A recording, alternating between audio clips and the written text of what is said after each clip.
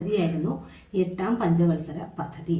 ഇതിലെ പ്രധാനപ്പെട്ട ഘടകം എന്തൊക്കെയാണെന്ന് ചോദിച്ചാൽ പ്രാഥമിക വിദ്യാഭ്യാസം, അതുപോലെ തന്നെ ശുദ്ധജല വിതരണം, കൂടുതൽ തൊഴിലവസരങ്ങൾ, ജനസംഖ്യാ നിയന്ത്രണം എന്നിവയുടെ വികാസമായിരുന്നു മാനവിക വികസന പദ്ധതിയുടെ പ്രധാന ലക്ഷ്യം.